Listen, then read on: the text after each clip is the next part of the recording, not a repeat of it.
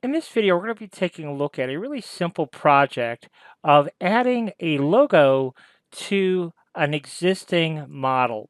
Now, in this case, we're going to be adding the Adidas logo that you see here to a 3D model of a hoodie that is a pen holder. So let's go ahead and delete our Adidas object. So that goes bye-bye. And then we'll show you how we go about doing this.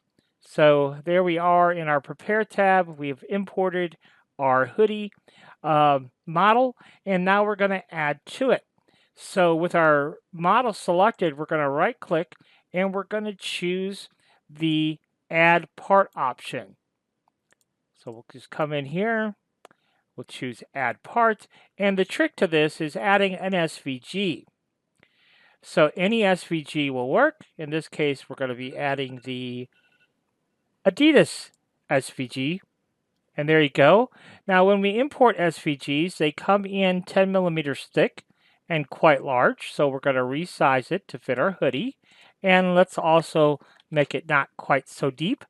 And then if we click here on our front plane, I feel like it's fairly easy to position when we're doing it this way, and that's about the right size, oddly enough. So now what we can do is we can go ahead and use the Use Surface option, and I will go ahead and recolor my Adidas.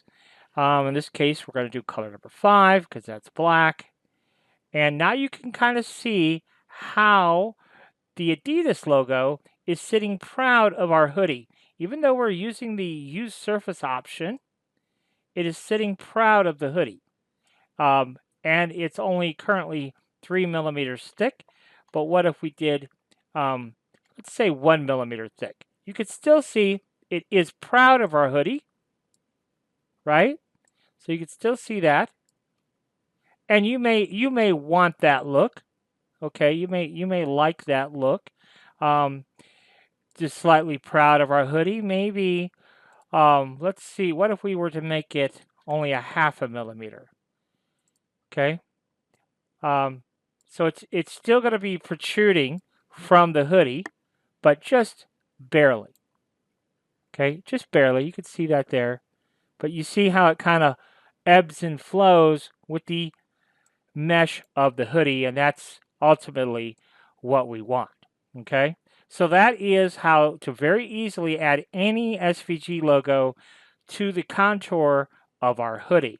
Now, I will say this, because I have done this before, and it works really well doing it this way, but the only challenge that we have is because of the way this is oriented, you're going to have lots of filament color changes. And so this is going to take a bit of time to print. Now, I do want to just show you one other option that you have. Again, let's kind of just recap real quickly. We'll go back to Edit SVG. The main thing I wanted to point out here was that the Use Surface option, and that's what will get your logo flowing the same contour of, in this case, your hoodie model. But one other thing that you might want to do is you might choose to change what this actually does. And in this case, we're going to choose, it says click to change part into a modifier. And so when we do that, essentially what's going to happen here is now we get a different look altogether. So let's go ahead and click off of this. And now what we're saying is anywhere that the logo is interacting with our hoodie, we want that to be a modifier. And in this case, you can see the modifier turns yellow, so you can see what's been modified. But then our logo is going to be completely flush with the front of our hoodie. So it's going to be like it's a screen printed logo on our hoodie. Okay, so that may be desirable too. Again, the only challenge is you have to be willing to put up with all of the filament color changes, which of course will ultimately add time. But you can see we do get the look that we're looking for. So that's the good thing. The bad thing is it's going to take a little bit of time to print, folks. So there you go.